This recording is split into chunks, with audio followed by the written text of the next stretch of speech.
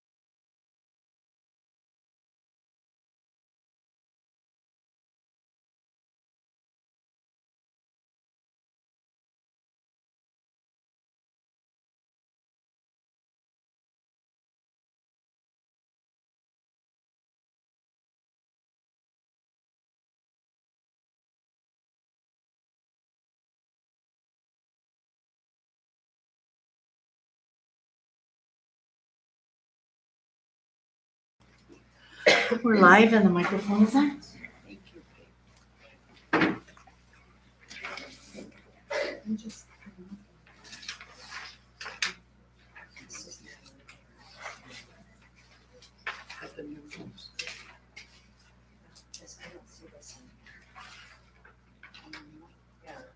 That's okay, I can just cross this out.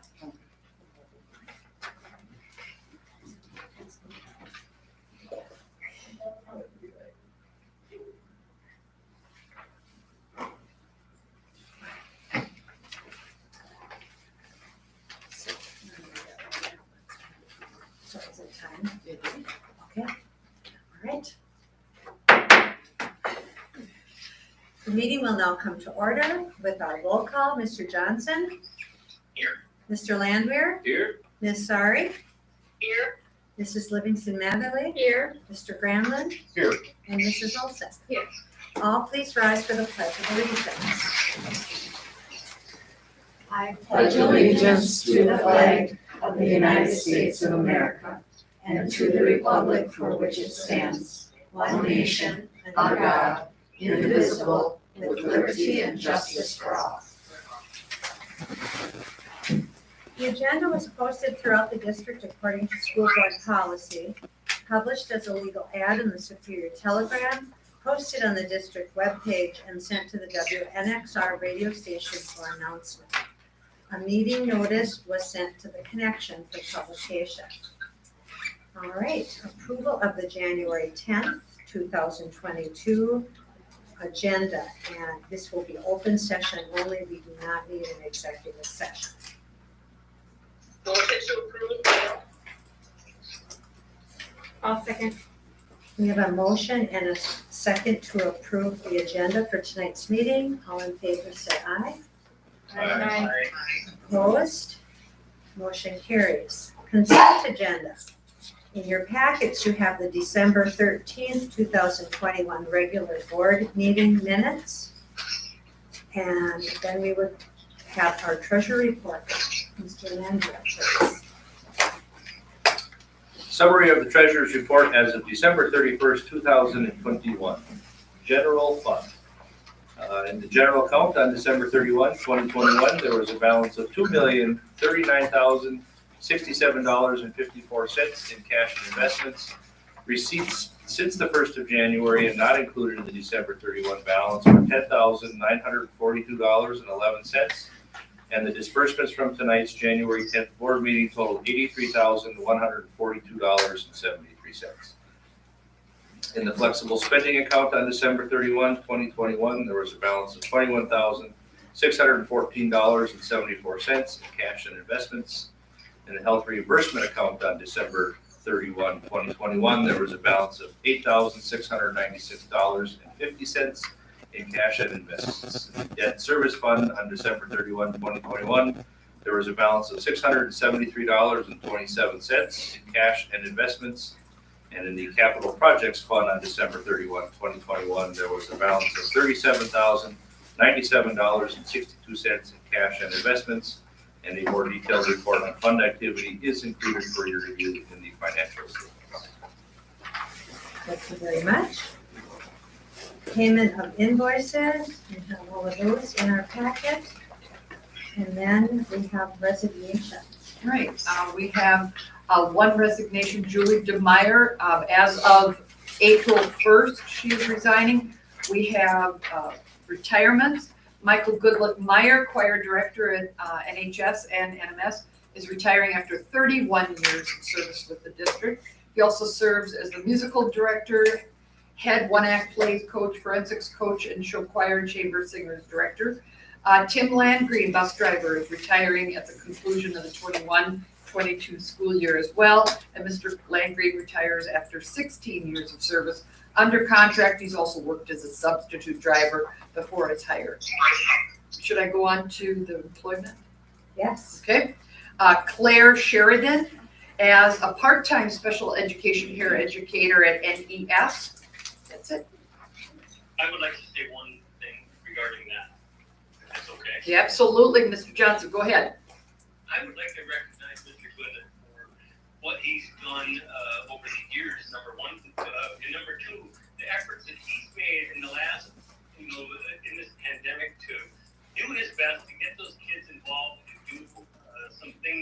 outside of the school. And it seems like, there was really never a right answer either way on anything. He tried very hard to get those kids involved in doing things and, get them excited about what they're doing.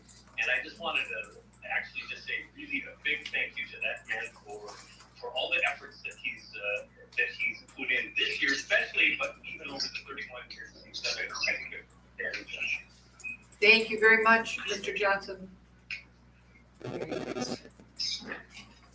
All right, I would look for a motion on the consent agenda. Motion to approve, Gail. I'll second. We have a motion and a second to approve the consent agenda for tonight. All in favor, say aye. Aye. Opposed, the same sign. That motion carries. Approval items tonight. Choir tour, we had tabled that, and tonight we will look to remove it from the table due to cancellation of that. It's simple as that. So we would need a motion though.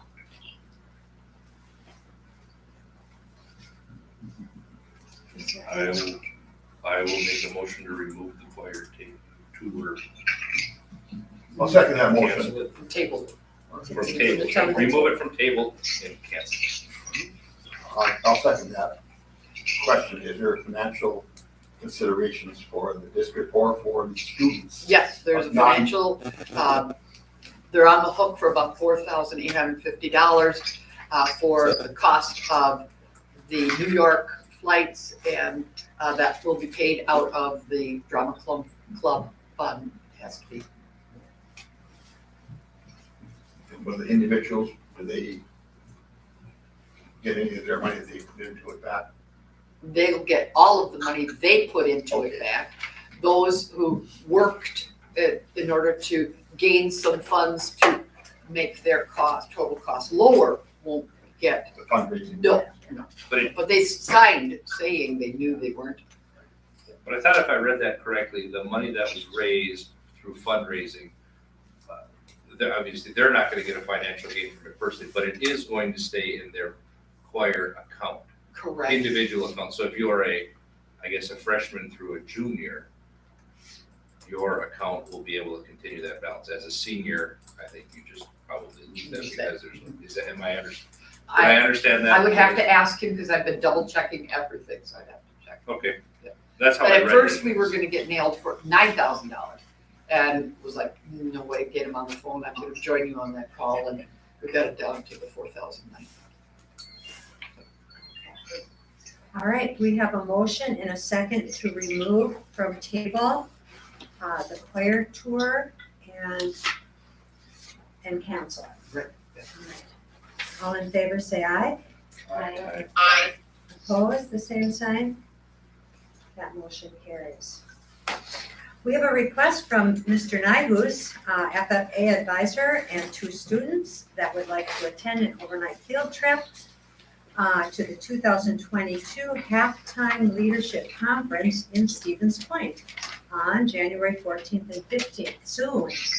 Yes, it's coming weekend, so sure most of you know me. My name is Thomas Shamla. I'm this chapter's FFA president. I'm Marissa Starling, and I'm the vice president.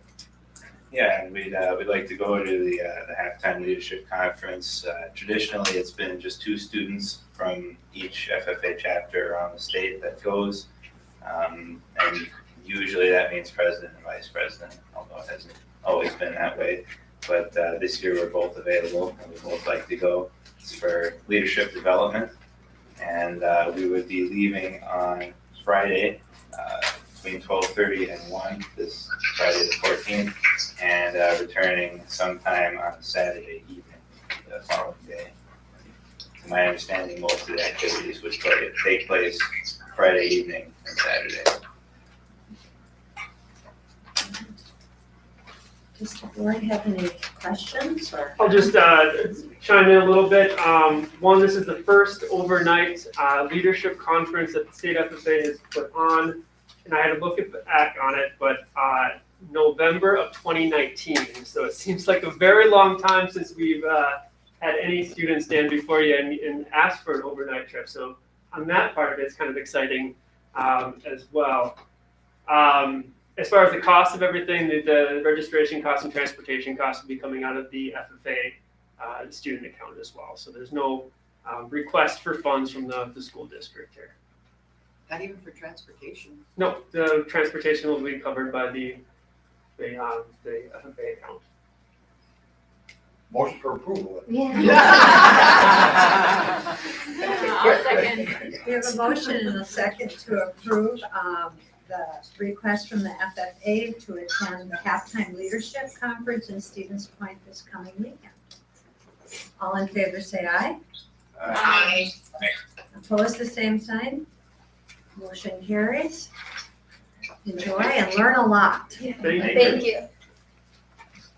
We have a request from Anna Haskins and Crystal Esselstrom, co-dance line coaches, for the dance team to attend the overnight regional dance competition in Hudson on January 28th and 29th, and if they qualify, attend the overnight state dance competition in La Crosse on February 4th and 5th. Hi, I'm Livia Carlson. And I am Lauren Swanson. So we are just requesting to stay overnight at a hotel for our regional dance competition in Hudson due to probably performing early in the morning and it being a long drive. So that we would leave at about 2 o'clock on the 28th, Friday the 28th, and then stay overnight to the 29th. And then in the event we do make it to state, which hopefully we do, then we will head down to La Crosse on the next Friday, I believe, and perform on Saturday at the college. Now, what type, are you in different categories, or just one or more than We one? we perform our pom routine and a jazz routine. Yes, and we also have some of our dancers are performing solos as well. But there is a possibility only one moves on and Right. yeah. So hopefully we'll, but we'll see.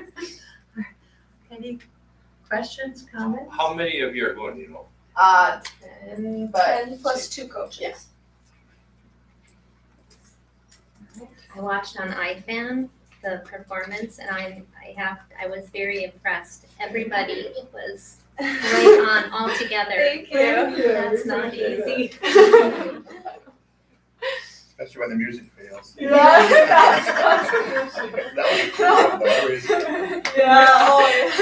That worked out great. The claps are typically a little off. So, True performers when they carry on. The show must go on. Yes, yes. Do we have a motion? I have a motion for the overnight regional dance competition in Hudson. I'll second. And the state, And if they the qualify. state. And the state, if they, when they qualify. We have a motion and a second for the dance line to attend their regional dance competition on January 28th and 29th, and also the state competition should they qualify on February 4th and 5th. All in favor say aye. Aye. Opposed, the same sign. Motion carries. Good luck. Thank you. We'll be cheering for you. Thank you. Open enrollment policy, space availability. Each year we have the exact same requirements, and you need to make a motion based off of the numbers presented to you. It really becomes an all or nothing type of thing, that we're not allowed to pick and choose in the sped department. If we do not have space, then it means all areas, whether it's LD, CD, ED, there is no space availability due to staffing. That's for open enrollment. And for open, oh yeah, moved in, it's ours. We'd have to hire more if necessary to serve that child. Yes, this is all for open enrollment. Have we had requests that we've had to Numerous, yes. Peg, what would you say, 20 that we've denied, that you've denied? at least 15, and I probably in the last 3 weeks have denied probably at least, I had talked about between 4 and 6 maybe, the last 3 weeks.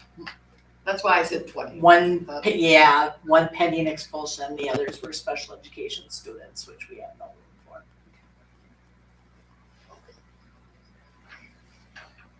Are there any other questions? Did I understand correctly? Okay, actually, can you just repeat what you said? Yes, there are multiple categories for special education. Yep. And I asked the question, I think it was today at admin team, wasn't it, Cody? Saying, well, would we have enough room in our LD department with our LD staff that we could have a few come in if that was their disability? And maybe we don't have enough in our CD department, cognitive disability. Yep. And the response was, no, you can't. It's whatever the numbers are right here, and that's what it is. And the answer is no, you can't be able to select which areas we do have enough staffing for. Within the SPED. Within the SPED. Oh, we've got plenty of Outside of- opening for all Right, no, I regular just- kids. There's loads of. I thought I understood you to Yeah. say that you can't deny SPED. If you deny anybody, including SPED, you deny everybody. And that's so I Still misunderstood, with so, SPED, yeah. but I now understand. Okay. Thank you. Yep. Do we have a motion to accept Except the root. as presented to us? Yeah. And we then have to implement. I'll make the motion. I'll second. We have a motion and a second to accept the open enrollment policy space availability for the coming school year. All in favor, say aye. Aye. Opposed, the same sign. That motion carries. We have contract adjustments, as you see on your addendum A in your packet. So you'd be approving appendix A. Appendix A or addendum? Addendum A, appendix A. It's the A one. Those two. Did you hear my motion? Oh, I did not, Gail, sorry. Thank you, Gail. Sorry. So we have a motion to approve. Do we have a second? Second. Okay, we have a motion and a second to approve contract adjustments as per addendum A in your packet. This will be a roll call vote. Are there any questions? Anything before I take roll call? Mr. Landwehr, Yes. Ms. Sari, Yes. Mr. Johnson, Yes. Mrs. Livingston Matherly, Yes. Mr. Granlund, Yes. Mrs. Olson, Yes. and I'm going to abstain from that vote. Right, understood. All right. Moving along, we have many policies. Many. A lot of reading. I loved how Peggy orchestrated it though, because Yeah.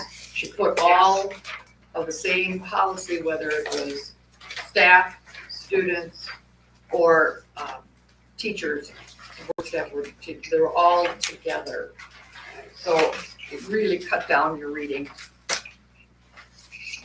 Those that were duplicates. Right, for those in the audience, they're very repetitive in some cases because there's one for the, Support staff, and it's exact the same as it is for the teachers, but they have to do a separate policy. right. So, tonight we can act on the policy revisions. And then But not the two new ones. the two new ones, this would be just the first reading, so we would act on those next meeting. Correct. All right. Is there any need for me to read off of these? No, but the questions. I do have a question, if that's all. I 2240. The controversial issues in the classroom. I guess I don't need to read this out loud, and I don't want to, but with all policies, what is the procedure if you have? I do, right there. Okay. So what's the procedure with any of these policies? if they're not, yes, Then it would be up to the principal to make sure that the teacher understands what they violated. And if that didn't fix it for the future, they could be disciplined, the employee for not adhering. and the only reason I ask is because there are some, on this particular item, it's a hot topic right now for a lot of things.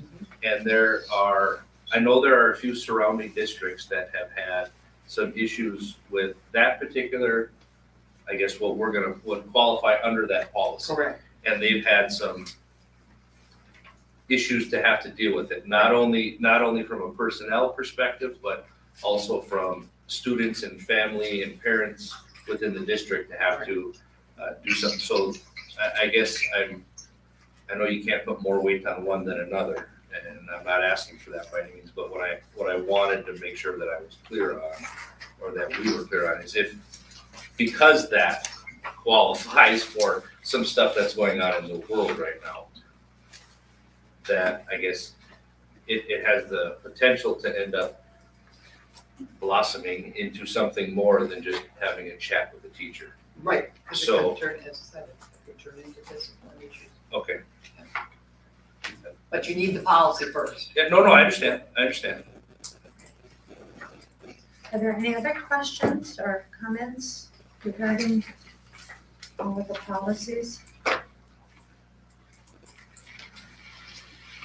You can accept the motion as presented, so then you can't pull this stuff every single. I have a question. Was this neo, is this more All. neo? All Neola. So they've all been vetted by the attorneys of Neola. Right. Yeah.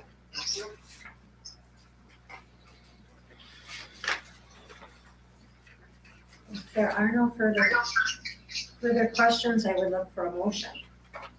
I make a motion to approve the, update on policies. For the revisions one, right? For revisions, yeah. Okay.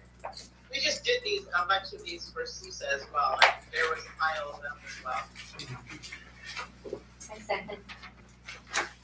We have a motion and a second to approve the policy revisions as listed in, the ones that we've been given. It's a long list, so I won't read them all.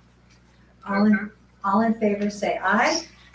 Aye. Opposed, the same sign. That motion carries. Again, I want to credit Peggy for the volume of work that was necessary to get this ready for you all. Absolutely, yes.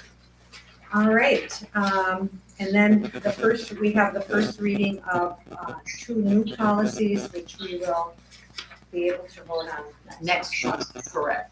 But are there any questions on those now, so that? No, not yet. Okay. All right, moving on to our administrative report for tonight, communications. All right. Dr. Cronin. Yes, correspondence from WASB for the annual board development tool survey with access to information to the survey. Then Mr. Stafford, would you go on to the liability and property and casualty insurance? We have three main areas here of insurances. We, under liability coverages, we actually have 10 different coverages. Two biggest ones in there are the board liability and then the general liability for the staff. Then the second one is auto. Those are the two largest in all of our liability coverages. The board liability is up 21%. That's pretty much statewide and even regional, even beyond the state, because of numerous school boards that have sued for COVID issues. So it's out there, nothing to do with us, but that is the biggest increase we have in our premiums. Total premium for those 10 liability coverages is $66,262. Our auto's up about 6.5%, but that's overall market. That's nothing to do with any claims we have. The auto market just keeps rising. You know, the cars are worth more, it costs more, and it's that type of market. So next, the big area is workers' comp. we actually have a premium decrease. We have a loss factor, it's called a mod factor in the insurance business. We're at 0.93, so that's under 1, and that means that our losses are lower, you know, as low as they need to be, but they could be lower. Some years they have it lower, but it helps keep that premium down. That went up 3.7%, which is $2,181 on 82,000 premium. Now, we do get a dividend there, that's part of the contract. They will audit our payroll after the year, and then there's a premium of, it can go as high as 35% of what we paid in gross premium. So the 82,000 does come down quite a bit. The third major area is our property casualty. We insure $71 million of district property for fires, damages, that type of thing. Premium on that is $78,028, that's about 4.6% increase. That's an area that's been climbing. It's not as bad as it was a couple of years ago. However, what's causing the big increases there is what they call a reinsurance market. Like most of these companies will insure up to so many million, and then they go out into an international marketplace for what's called reinsurance, where the reinsurers they actually buy, insurance companies buy insurance coverage for claims that could go up in the hundreds of millions of dollars. That market has been roiled this year by all the natural disasters and by the nationwide property destruction on riots across the country. Tremendous amount of damage has built up, and they have to cover that. So how do insurance companies recover from that? They raise all their rates For everybody. Hopefully they make money in the stock market, but with this type of market, they've had to raise their rates. So total of all coverages, 227,000. That's up 3%. And I budgeted 216,000. That's a net budget. So the 227,000 will be reduced by the workman's comp premium. So we're gonna come somewhere near what we actually. Thank you. Any questions for Mr. Stockley? All right. Board verification. Yep, the verification of candidates and drawing for ballot order for the April school board election took place on Wednesday. No, it didn't happen on Wednesday. It ended up happening on Thursday, the 6th at 9 a.m. We had to repost it because of the snow day on Wednesday. We have 4 candidates for 2 positions. And so therefore, there will not need to be a primary election. But the election itself is held April 5th, 2022. Dr. Croney, for the record, can you read the candidates? Sure. Mike Granlund is one of our candidates. They're not in here, so I'll just do from memory. Oh, it's in your book, that's fine. Okay, sure. The order is Mike Granlund is first on the ballot, Scott Essen is second, Chris Schultz is third on the ballot, and Jeremiah Blahnik is fourth. Thank you very much. Okay. And then maintenance report, just for staff, Ruth. Nothing today. Okay. We're in the winter mode, so. Yeah. Any questions on the maintenance report? All right. I just Oh, yeah. want to say about the remodel in the 2 Oh, classrooms is that- at the elementary school was very well done. And thank you to Dana and to Sherry for coming. Again, a different day that worked for you. And I think that means 100% other than our 2, that are on the phone here. Because Mr. Johnson, you were already gone, right? Correct. Okay, so when you return, be delighted to take you through it. Great. And Gail, if ever that works for you, it's pretty cool. It's really. And if you need more room, we'll have to start pitching tents. So- Yeah. That's about it now, isn't Yeah, it? this is it. There's no other spot to renovate. And I see the crash pads, I think that's what they're talking about, they're very nice. There I have some. Yeah, They're very nice, yes. So that's good. Do you want me to move on to donations? Yes, please. All right. Laurel LaJoy of Iron River donated $500 in gas and grocery gift cards for families in need at Christmas time. Pamela Sarvala, is that correct?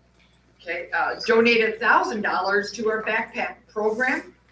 It was impressive, both of those things. Okay, thank you.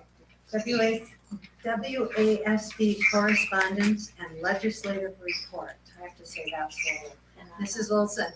Not a whole lot happening, just a lot of information regarding, the state school board convention coming up. Also released on January 5th, title states federal agencies announced temporary CDL flexibility to address school bus driver shortages.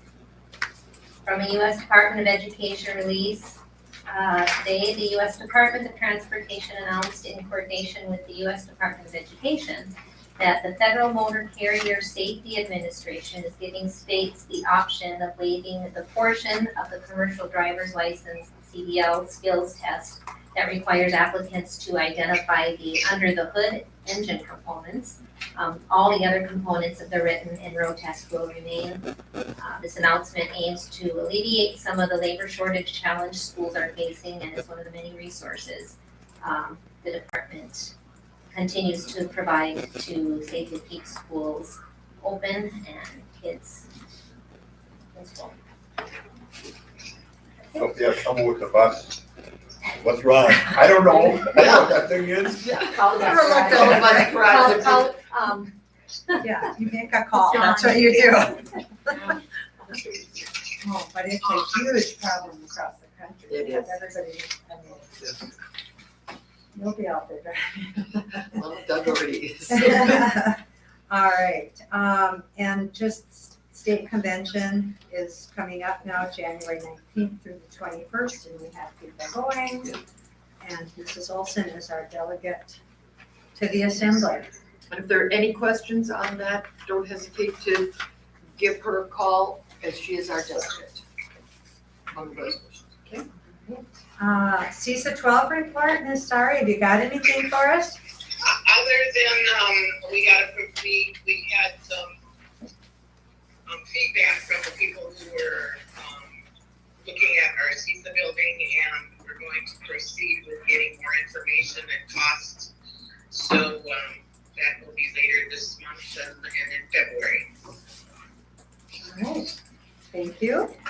And we have reports from Northwestern High School, middle school, and both of our elementary schools, as well as athletics and activities director and the special ed department in our packets, but now we would love to hear from our student representatives, Abby and Thomas. Okay, so I'll start first, and with this new year, the Tigers are very busy. First with sports, the boys basketball team is currently first in the conference. They're 4-0 despite losing a lot of players due to injury. They play tonight at home. The wrestling team has a meet at home this Thursday, and the girls basketball team is third in the conference, and they are 5-1. They play on Friday at home this week. The dance team has competed in Prescott, and I'm pretty sure they took second and third in their power routine and jazz routine. And they have another competition later. Clubs, DECA just competed Saturday. They have quite a bit of students actually moving on to state, and there was a bunch of kids who medaled. FBLA competes next month, and then FCCLA is also prepping for next month. And also next, I don't remember which week it is, but Snow Week is coming up for all of us, and we are all super excited to have another dance. Yeah, and kind of following in line with the clubs, the art club has their visual arts classic coming up on February 18th, and they have been working on projects. I suppose there will be another meeting before then, but they've been started working on projects and putting them together for that. The Northwestern building construction class has stopped working on the house for now. We really only have some wiring left to do inside the house, and usually we get some supervision and some help from an electrician, usually from Belknap Electric, I think. And then As far as the choir department, music department, preparation for the musical and rehearsals are taking place. It'll be shown on February 12th and 13th. It is the Adams Family this year. And band is just organizing the big band that will play with the musical cast as they perform that. All right, as always, it's a busy place here, and a lot of good things happening. Thank you. Moving on to student, staff, and community recognition. Mike Goodland-Meyer and the cast of Bad Auditions by Bad Actors received the Critics' Choice Award, representing an elite level of achievement at the state festival. Additionally, the production earned Directing Award, Ensemble Award, and Technical Theater Award, plus earning an Outstanding Acting Award. Sheila Gregerson, grade 11, Olivia Pankrak, grade 12, Ella Kane, grade 11, and Gilbert Torvinen, grade 12. Yeah, it's like, is there any award they did? That's fantastic. Congratulations. But you know that this is his last year. Yes, I'm sure it is.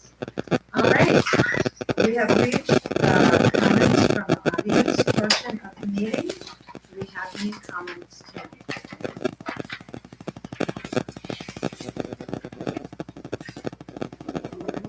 Seeing, hearing none, I would look for a motion to adjourn.